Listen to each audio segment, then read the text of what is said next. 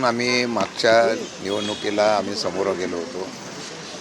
निवडणुकीचा निकाल आपल्याला सर्वांना माहिती आहे.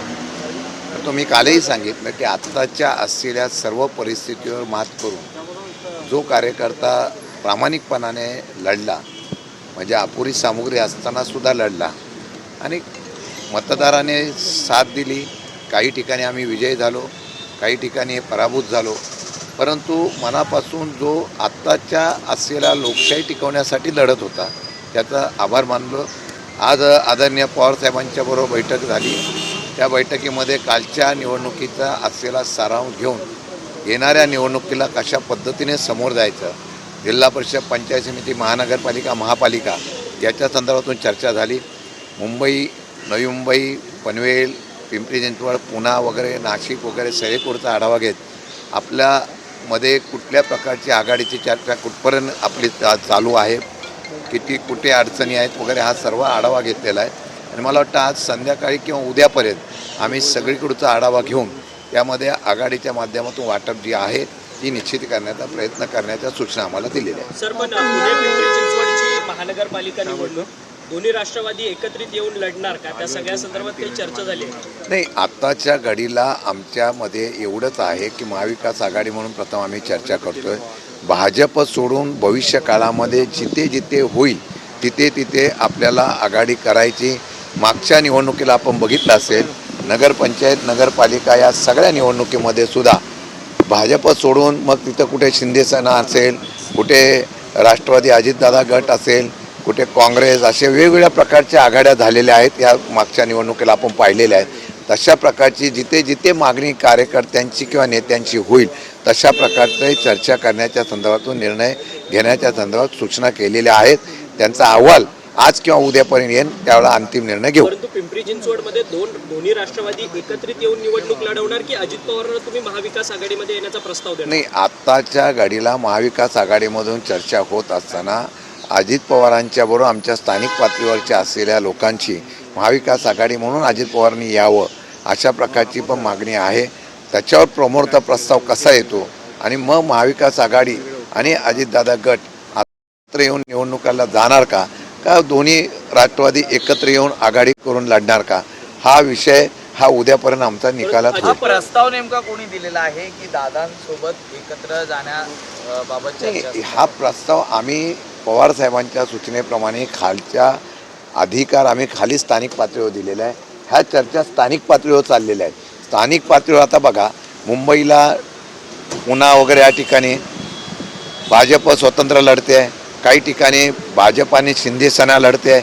आता तिथं अजितदादा नसेल तर स्थानिक पातळीवर तिथं चर्चा होत आहेत आणि त्या चर्चा करताना ते निर्णय घेत आहेत की त्या निर्णयाचे अंतिम शेवटी हा सगळा जो आलेख आहे हा एकमतावर येणार कुठे जागा वाटपावर. जागा वाटप सन्मानजनक असेल तर तो मार्ग निघेल.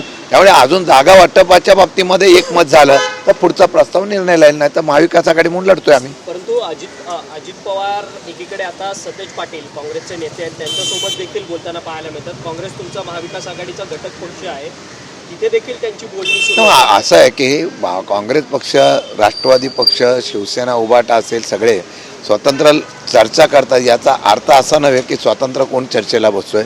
आम्ही ज्या काही चर्चेच्या भूमिका एकत्रितपणे चर्चा करून निर्णय घेणार आहोत. मुंबईमध्ये स्पष्ट झालं आहे का, कारण का काँग्रेसने मुंबईमध्ये एकटं लढण्याचा निर्णय घेतला आहे, तर मग तुम्ही शिवसेना एकत्र लढणार म्हणजे आम्ही काँग्रेसच्या नेत्यांशी चर्चा करतोय. त्याचबरोबर शिवसेना, राष्ट्रवादी आणि मनसे अशा प्रकारे एकत्र येण्याचा सुद्धा आपण प्रयत्न करतोय.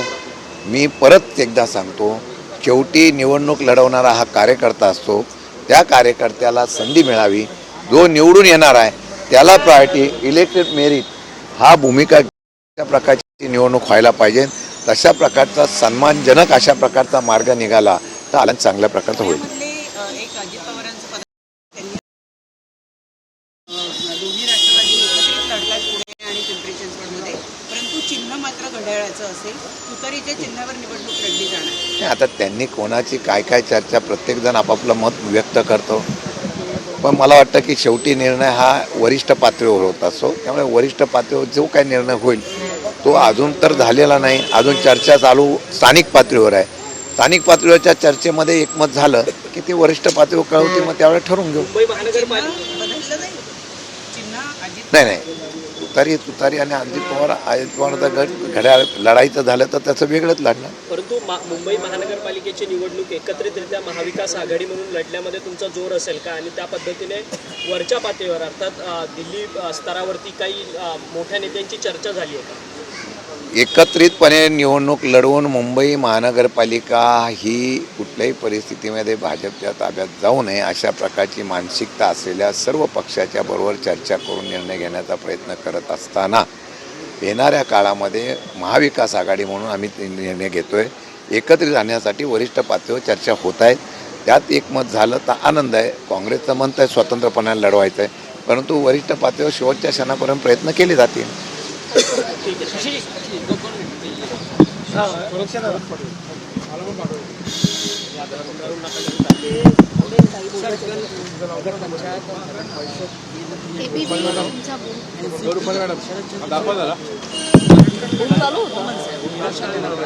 ते खालचं हल्लं असेल नाही, न्यूज नव्हता. हल्लं असेल न्यूज.